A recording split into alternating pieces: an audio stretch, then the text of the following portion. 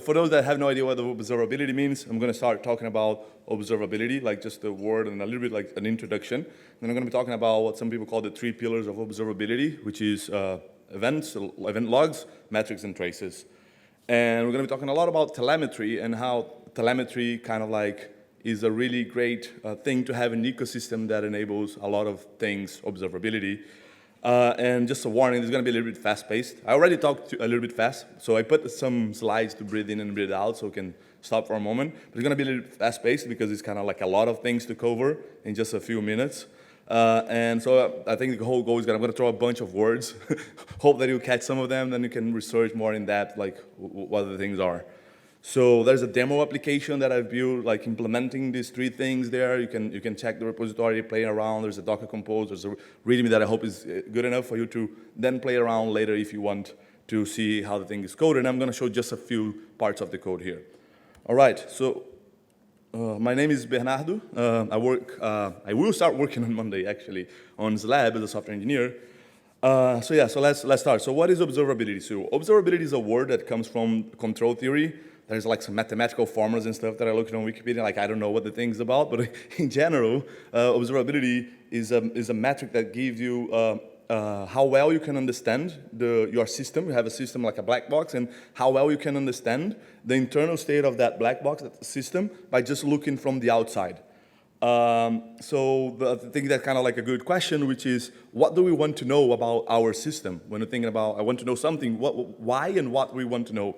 So I thought a little bit about that, like what were the reasons and what we want to know about the internals. And I think the first question that you want to answer is like, is my system running okay? Is everything right? Is everything healthy?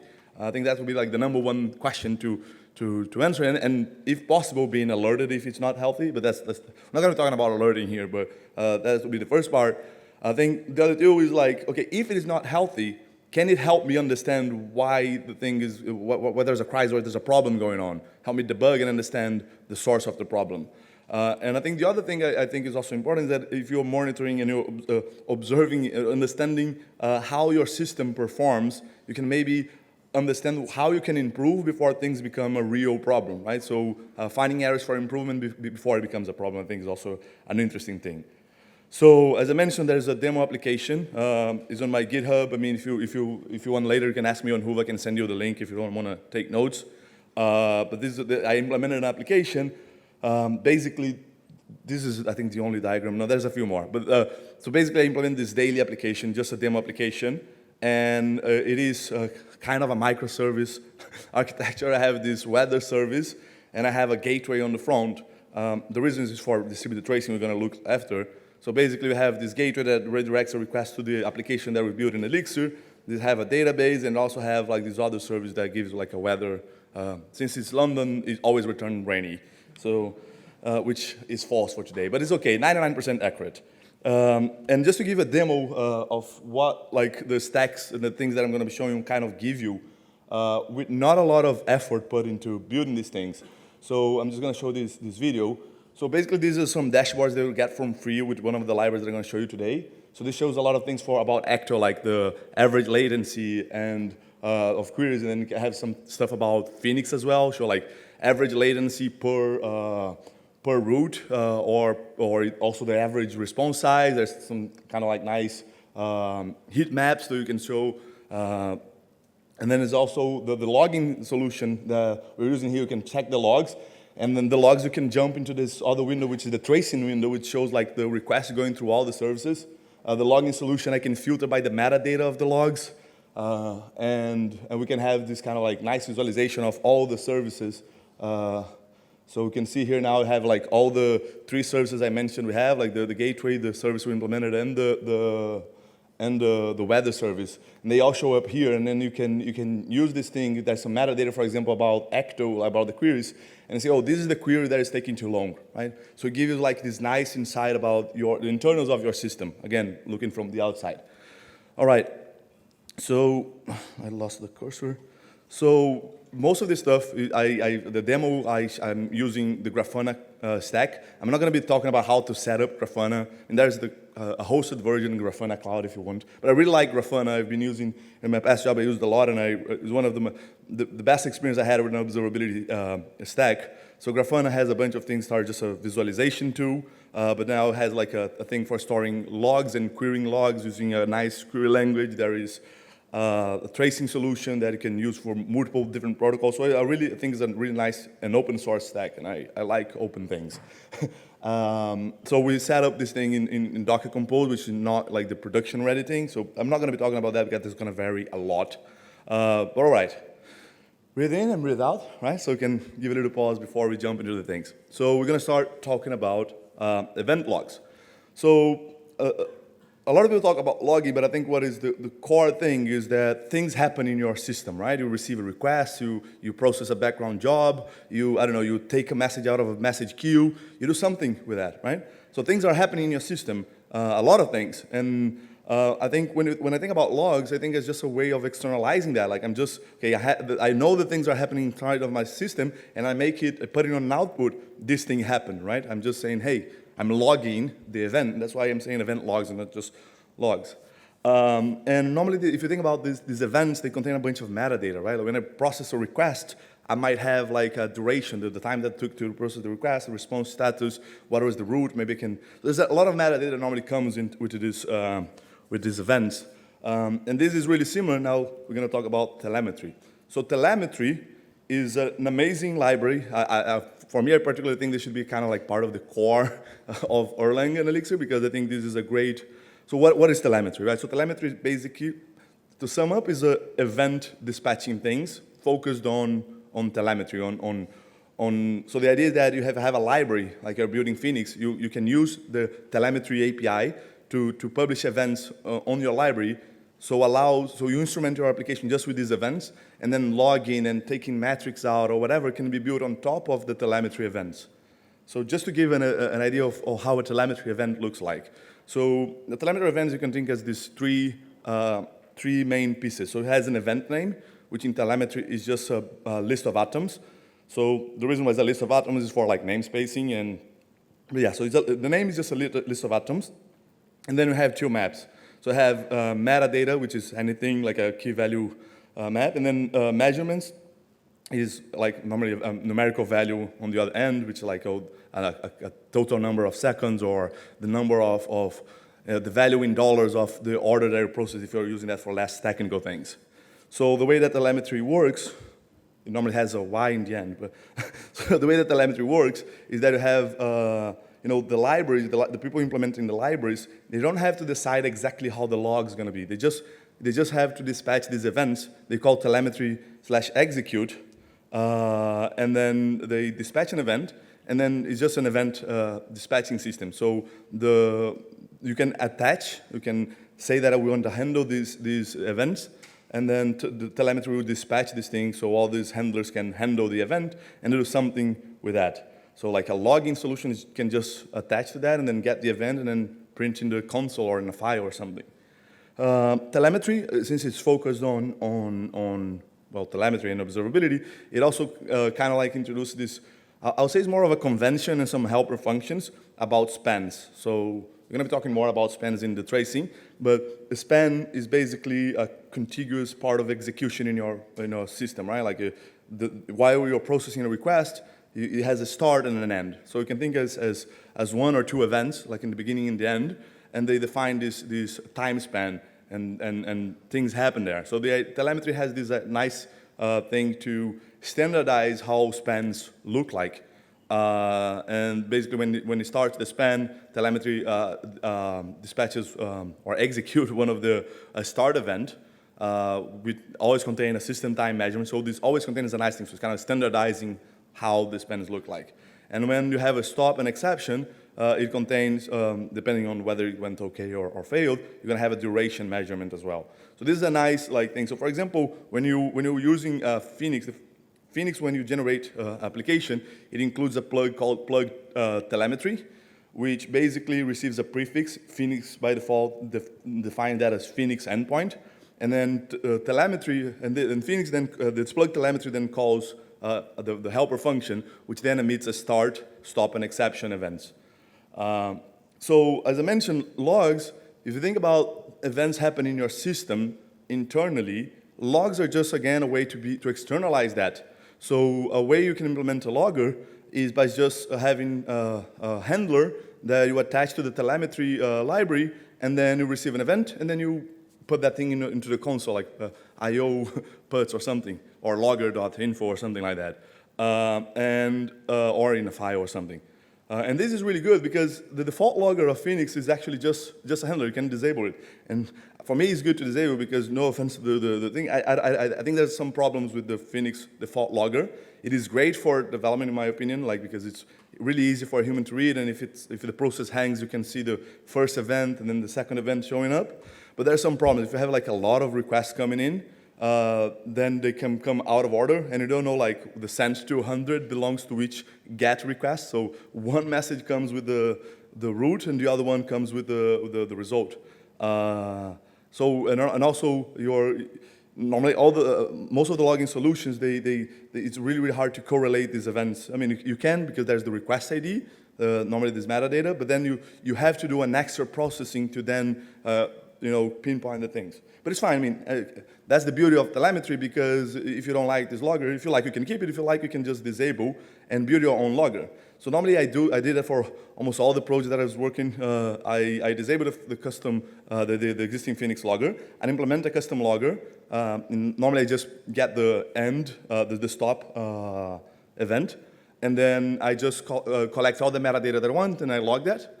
And also, I normally, my formatter, I don't focus too much on these human readable messages, so I don't care that much about it. And then my logger, I normally use a structured format, and there's a reason for that. I'm gonna talk a little bit about that. But so just to show you how that would work. So the beautiful thing is that there's already existing libraries that logs in JSON. I think the most known ones are logger.json. I also used that in production a while ago. There's Zinc. But I decided I implement a lot of like internal libraries. I am open sourcing them. It's really early stage. But basically, telemetry logger is just, my idea is to have a collection of custom loggers that focus. There's an opinionated loggers that is different than the opinions of the creators of the libraries, which is fine. Can coexist. And then a structured logger is just a log formatter that uses the format called log format, which is log FMT.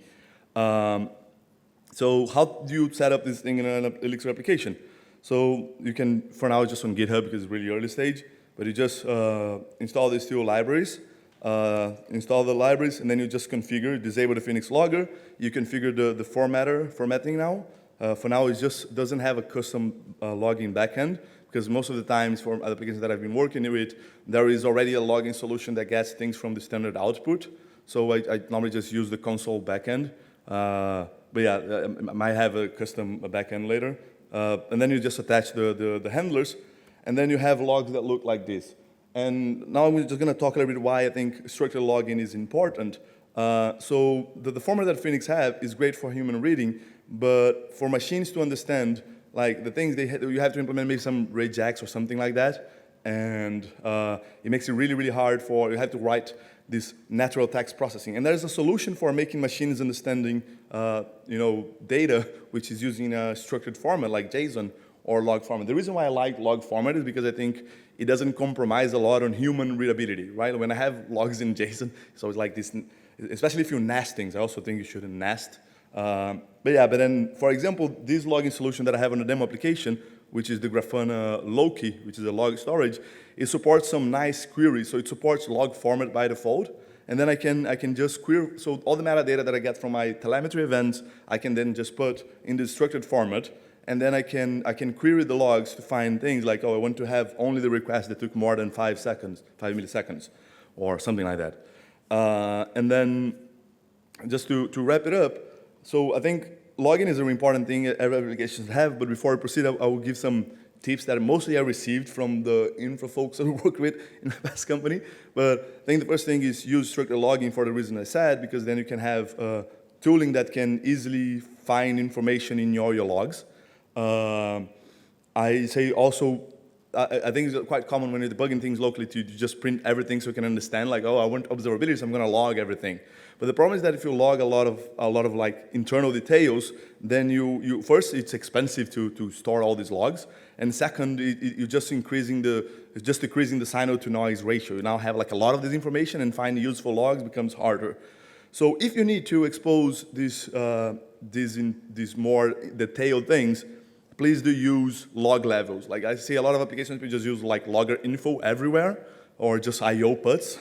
So please use log levels, because the logger backend, you can configure the log level that you want on runtime without restarting. So maybe if you just add some kind of like configuration thing, it's easy to set up a way to be able to change the log level of your application during runtime, which is great because without redeploying, right?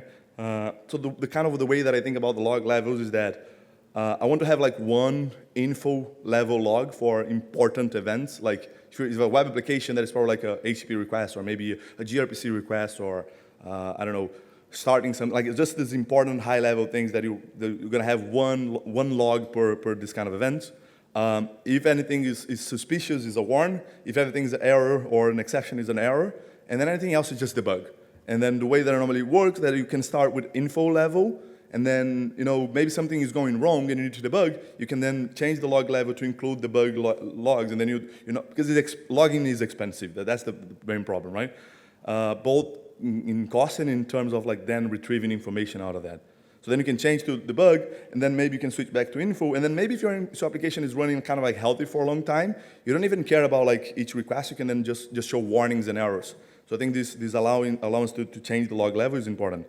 And the reason why I don't like JSON is because I think you shouldn't nest your logs for two reasons. Because when you start having like a nested JSON object, it becomes more of a context-free grammar instead of reject or regular expression. So it makes it impossible to find a specific field using regex, which also I think is kind of like how your brain, human reading works. Like you read like from left to right or right to left, depending on where you live. But it's really hard to keep all the tree, right? So nesting objects makes really, really hard for humans to find the information. I want this particular key. So that's why I like log format, because I think that less noise, and also you cannot nest objects. That is not no such thing. All right. So logs are great for helping with debugging, and also to see like a high level, oh, I'm receiving this log information about like I having a request, so I give them a good information of the system is healthy or not. But you cannot answer like properly, is my system healthy? Like I want to know maybe the request per second, like is the request per second dropping, or the average response time going up? So or how is my memory and CPU usage? So these are metrics, right? I want to be looking at these things is way easier to have a higher level view of the system, and we still need these metrics, right? So again, let's breathe in. I particularly have to breathe in and breathe out. So we're going to be talking about metrics, all right? So what are metrics? So metrics, I think the simplest way to say that is numerical values that change over time, right? I mean, they can still the same, but normally they change over time. So like your memory usage or number of requests or something like that. So this value changes over time. They are really good to give you a high-level view of your system. And it's also really useful for not only for technical things like memory usage, but maybe like for domain things like, oh, how many dollars total in sales we've made, right? So it's a concept that is present in a lot of places. Like there's the pirate metrics, the product people would talk about, revenue, acquisition, whatever. And I also think they're great for visualization, which helps you kind of like maybe have some insight. Like if you see a graph and then you see that the latency is like suddenly way bigger, it's a really clear way to understand that something might be wrong. So I think it's really useful for humans to look at these things and then understand, or not understand, but at least it has some insight. And also metrics are way cheaper to store and process for a few reasons. Like if you think about the number of requests that you have compared to logs, right? So the number of logs you have is going to grow linearly with the number of requests you have. So you have one more request, one more log, one more request, one more log. So if your system suddenly receives a bunch of requests, the number of logs is going to grow up and grow down and go back down. Metrics, the number is still just a number. I mean, okay, it technically grows like logarithmically with the size of the binary. It doesn't matter that much because it doesn't grow much. So it's just like a number, right? And if okay with losing precision, then it doesn't grow at all. So, and then you just have this number, and how much space or how much CPU and bandwidth are you going to waste on metrics are going to be only dependent on the number, on the how frequent you sample that. So how frequent you take note of the current value and save somewhere, right? So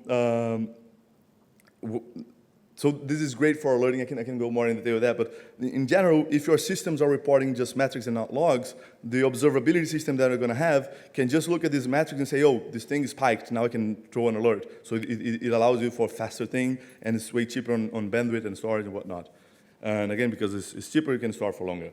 So just to give an idea, this is a highly biased model for metrics, which is based on Prometheus you're going to look. But you can think as metrics as this time series. They have an identifier, and they have a list of samples. So an identifier, you can think as a metric name, like just a name you come up with, and then a bunch of labels. So if I change one label, that's a different time series. And you're going to see why this is biased. And then a sample is just like a numerical value and a timestamp, which, so that's kind of like the data model that we're going to be talking about. And since this is also a lot about telemetry, so we have the logs. And I said, you probably don't want to compute the metrics from the logs because that's going to be expensive. So maybe you can compute the metrics from the telemetry events that is happening in your application. You can say, oh, the complexity is still the same, but at least you're running in memory, not sending all this data through the network. So the idea, how cool it would be to compute these metrics using the events that is already all the libraries that you're using or everything else, so you can compute these metrics in memory and maybe just report these metrics to the observability system that you have. And well, people thought about that, and then there's this thing called telemetry metrics, which you might have not seen the name, but maybe if you pay attention in your Phoenix application, you might have seen. So telemetry metrics just defines this language that kind of like helps you to define how you transform events to metrics, right? So it has like, oh, the last value, so you just get the last value on event, and this becomes the value of the metric. Or like a counter that sums the number of events or things like that. So this is just the data definition, the model definition for your metrics. And so the way that it works is that the telemetry metric just defines this model, and then it expects you to have a reporter that's going to get all these things, attaches itself to telemetry, and then compute.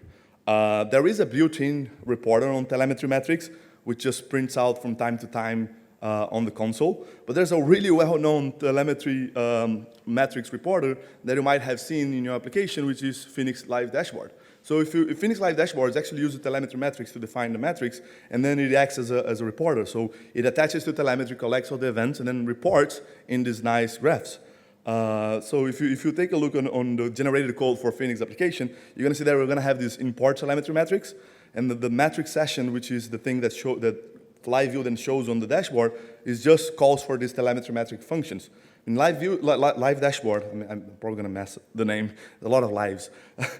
Live Dashboard is still responsible for gathering the metrics, attaching to the telemetry, and then reporting. But at least the model, there's a shared model for defining what the metric is. So this is really good. So Live Dashboard has some limitations, right? Like the metrics are not persisted. If you have multiple, maybe there's a way to persist, I don't know, maybe someone can correct me later, but I never saw this being persisted. If you have multiple applications, it's hard to maybe aggregate the data from all these systems. Only works with Elixir, so if Elixir is, if Elixir is the only language, you have like a monolithic thing, should be fine. But if you have some, I don't know, maybe some Python or something, you're not going to be able to use the same tooling, right? In Live Dashboard, you can change, like if you are connecting a cluster, you can change to see the metrics from the other node, but it doesn't do anything to aggregate things. But yeah, so there is a well-known metric system that I think is becoming quite the standard nowadays, which is Prometheus. So Prometheus is, well, an open source monitoring and alerting system, and defines a multidimensional data model for time series. And multidimensional is the idea of the tags. So that's why I said the model that I showed up in pseudocode was biased, because it's basically the model that Prometheus follows. So that each time series is defined by the labels. And defines a nice query language that allows you to aggregate things or query data or find specific things, increase the sample. There's a lot of nice things you can do with PromQL, which is the query language. And also defines a structure to collect the metrics from your system, which is based on pull. So what is this pull versus push? So some the metric systems like StatsD, I think, requires your system to be pushing the metrics to the system. So the idea that pull is instead of you reaching out to the observability system and sending the metrics, the system will ask you, hey, give me the current metrics that you have. And this has some added benefits. So if your system is under pressure and scaling, your observability system, this metric system, will not start receiving a lot of metrics from all these services, because that's the system responsible for going there and asking for the metrics, and this helps a little bit with back pressure. So you can think of similar as how GenStage works, right? So GenStage goes and asks the producer, the consumer asks the producer for the events. I mean, still there's something you can do to break your Prometheus system, but it helps a little bit. And also it makes way simpler for applications to implement metrics, because now you don't have to be worrying about queuing all the metrics that you sample, then sending over the wire, and then maybe retrying or something like that. You don't have to do that, because the sampling is on responsibility of Prometheus. So all you need to do is to keep in memory the current value. So for a counter, you don't need to keep thinking about sampling. You just keep one counter and keep increasing that. And you just need to be able to answer Prometheus. As soon as Prometheus asks, hey, what is the current metrics? You need to be able to answer that. And how do you answer that? Well, there's a Prometheus format that you're going to expose through an HTTP port. It's pretty simple to even to read, to implement. So it looks a little bit like that. So I have the metric name and I have this thing with the labels, and then a value. So your application just needs to be able to answer this kind of format in an endpoint. And I'm not going to say that you need to implement this thing by hand. There's already a lot of libraries to implement that in Elixir.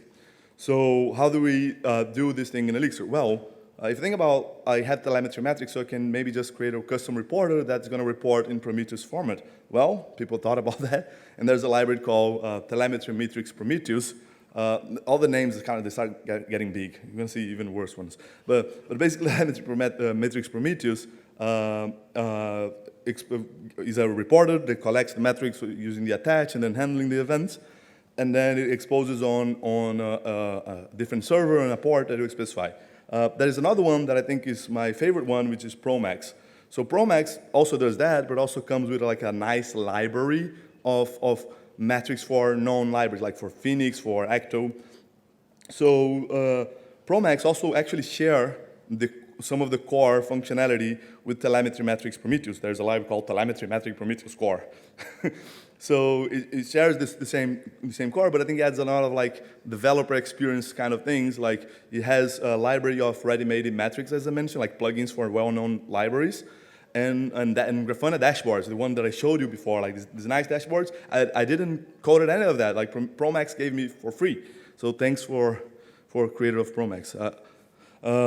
So yeah, and all the contributors, of course. So if you want something more minimalist or you want to have more control, you can go with telemetry metrics Prometheus, but actually I think you can still go with PromEx and create just your own plugins. But all right, so how do you install that in Elixir? Let's just do, and again, the demo application, I've tried to do like commits for each of these things, so you can see that the changes will be pretty similar to what I'm showing here. So just install PromEx, and then you run this generator, mix PromEx gen config. This data source thing is for configuring the Grafana dashboards, but basically it's going to generate a file that looks like this, and you're going to have plugins and dashboards, and then the dashboard assigns configuration for the Grafana dashboards, and then some instructions that you have to follow. But basically, you're probably just going to enable some of the plugins that are shipped together with PromEx. For the demo application that I showed, that I have in the repository, I enabled these 4 plugins, right? So application, just give some information about application. Beam, you have some VM metrics. Phoenix, well, the requests, times, and things like that. So just enable these things. And if you follow the instructions, to sum up, basically what you need to do is you put this PromEx plug so you can expose the endpoint.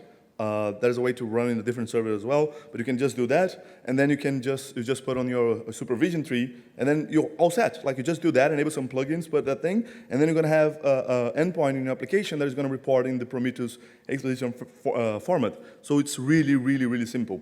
And if you're using Flyo, I just discovered the other day that Flyo has native support for Prometheus, so it's cool. All right, so, and then this is going to vary a lot. You're going to just, because it's a pull method, right? So I'm just going to have to inform Prometheus, hey, can you please fetch metrics from time to time? In my demo case, I've been using just Prometheus inside Docker Compose. I basically had to change that, right? But this is going to vary a lot. Like if you're in Kubernetes with like Prometheus operator, you're going to create like a CRD. It's going to be different. But in general, it's going to be basically that. It's going to say, hey, scrape. This is the targets you're going to scrape every X seconds, right? And then after you do that, Prometheus is going to start asking for these metrics. And if you have Prometheus connected on Grafana, which I have on the demo application that you can check later, you're then going to be able, what the hell happened? Okay, you're then going to be able to see the metrics there.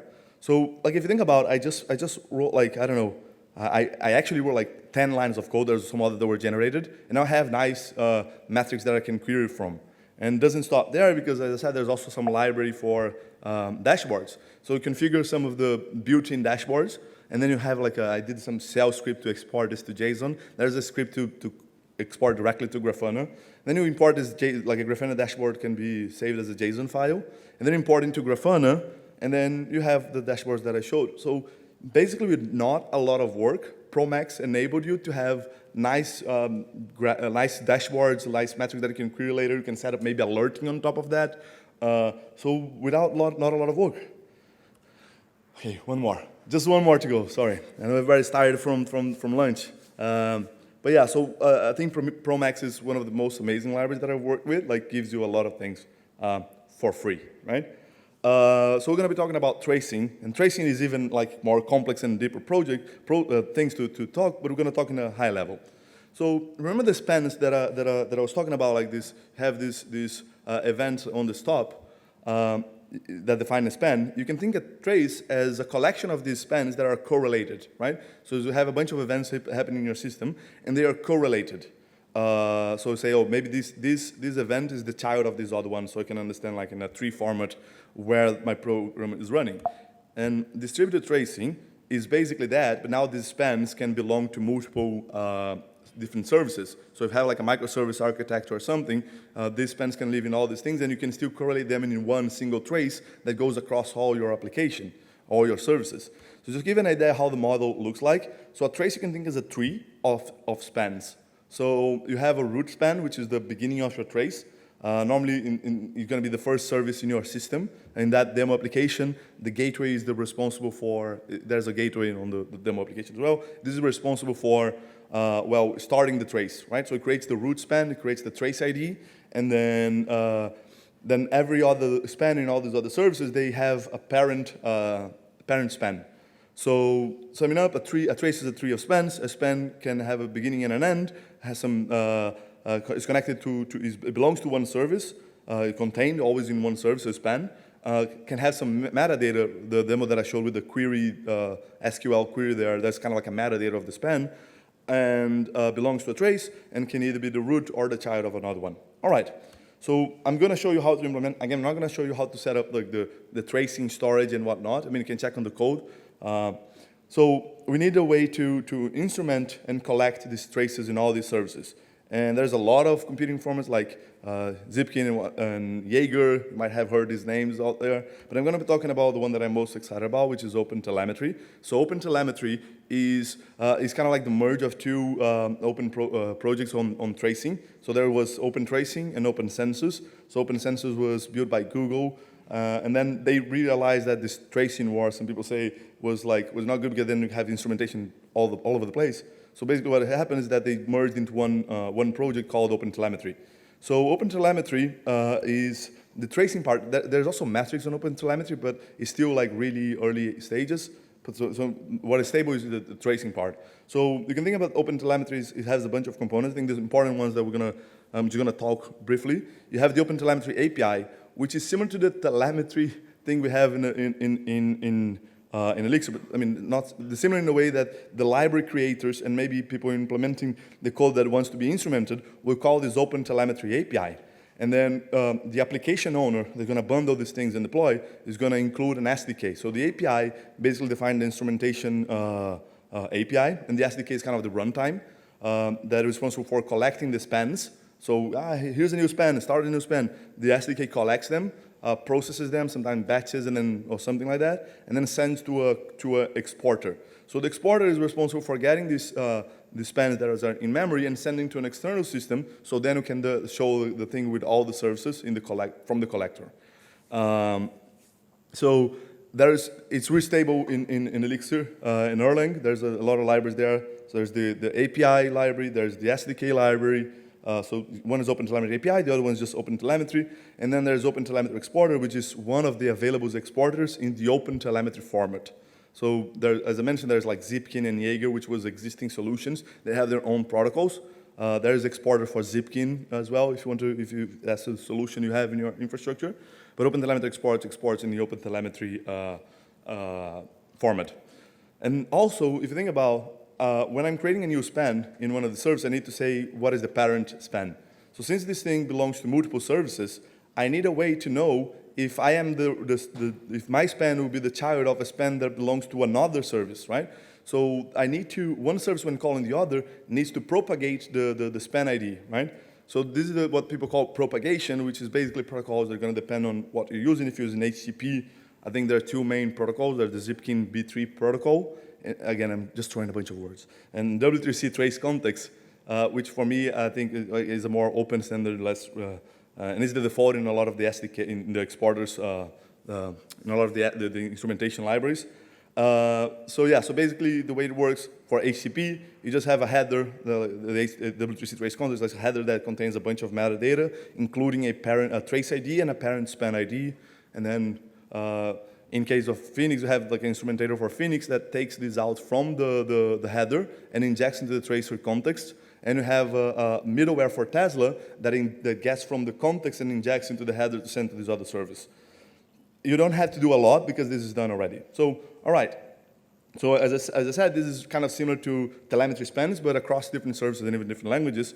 So it could be maybe cool if we could take advantage of that and create OpenTelemetry and instrument with OpenTelemetry on top of that. Well, people thought about that. That's kind of the theme of this talk. There's OpenTelemetry telemetry. With the name got me confused. It's a fun name. But basically, OpenTelemetry telemetry helps, if you have a library that is already instrumented with telemetry, it helps you add OpenTelemetry support on top of that. You shouldn't be using that if you're instrumenting your own code. Normally, the recommendation is to just use the API directly in your own code. But if you have like Phoenix and whatnot, you can implement using that. But again, you don't need to worry about implementing for these main frameworks that I have out there, because a lot of people are already doing that. So there's OpenTelemetry Phoenix that uses OpenTelemetry telemetry to then integrate Phoenix with OpenTelemetry. There is for Acto, there is for Tesla. And so let's do again in our demo code. Actually, I was surprised because I did that like 6 months ago, and it was way harder, so it's getting way better. So that's good news. So just install these 5 libraries in your application, right? In this case of my application that has Phoenix, Tesla, and Acto. So you just install that, and then you just set up these 2 calls before your application starts. In Tesla, you need to use this middleware, and then you configure some environment variables, right? So these environment variables is cool because it's also standardized between SDKs in multiple languages. So just set up these environment variables. And as an extra thing, I recommend you to include the trace ID in the logs so you can correlate the logs with the traces. So this is how I did. Maybe there's a better way. I'm sure there's a better way. But basically, that's all. I'm serious. That's all you do. You just do these kind of things. And you're going to have, of course, this endpoint is going to depend on your infrastructure. But you just do that, and then you're going to have this thing working. And that's it. You're going to have the trace ID coming from the logs, and then you're going to be able to inspect that. I don't know if I mentioned, but the solution, the Grafana solution for storing and querying traces is called Tempo.